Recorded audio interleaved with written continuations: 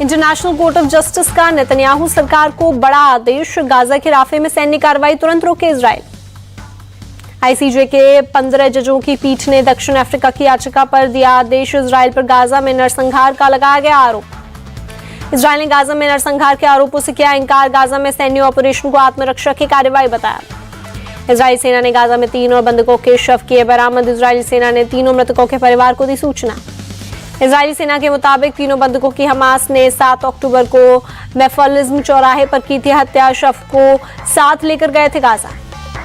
International court of justice के आदेश के बावजूद गाजा में इजरायली सेना का एक्शन जारी, हमास के ठिकानों पर कार्रवाई का वीडियो किया जारी। इजरायली सैनिक टैंक के साथ राफे में कई इलाकों में घुसे, इमारतों के मलबे में भी हमास के लड़ाकों की हो रही है तलाश। मिस्र का बॉर्डर खुलने के बाद गाजा के बाजारों में पहुंचा खाने पीने का सामान, कीमतों में कमी की गई दर्ज। फिलिस्तीनियों के पास न काम और न पैसा, सस्ता होने के बावजूद नहीं खरीद पा रहे हैं सामान। रूसी राष्ट्रपति पुतिन ने यूक्रेन के साथ जंग रोकने के दिए संकेत, फिलहाल रूस के ने आधिकारिक तौर पर कोई ऐलान नहीं किया। सूत्रों के मुताबिक पुतिन बातचीत के जरिए यूक्रेन में युद्ध रोकने को तैयार, शर्त रखी है कि युद्ध विराम के बाद यूक्रेन और पश्चिम देशों कोई प्रतिक्रिया नहीं दें। राष्ट्रपति पुतिन ने बेलारूस यात्रा के दौरान यूक्रेन के राष्ट्रपति जेलेंस्की की वैधता पर भी उठाए सवाल, कहा युद्ध विराम के लिए किससे करनी होगी बात। रूसी हमले के बाद राष्ट्रपति जेलेंस्की ने किया खार्किव का दौरा, हमले में तबाह एक प्रिंटिंग प्रेस का लिया जायजा।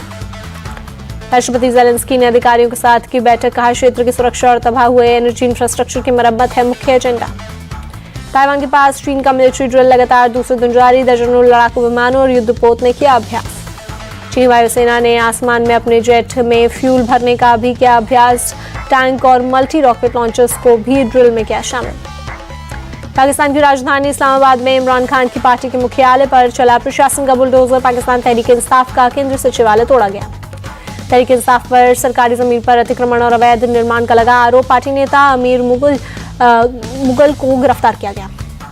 माउंट एवरेस्ट पर 30 बार चढ़ाई करने का रिकॉर्ड बनाने वाले पर्वतारोही कामी रीता शेरपा वापस लौटे, काठमांडू एयरपोर्ट पर हुआ भव्य स्वागत।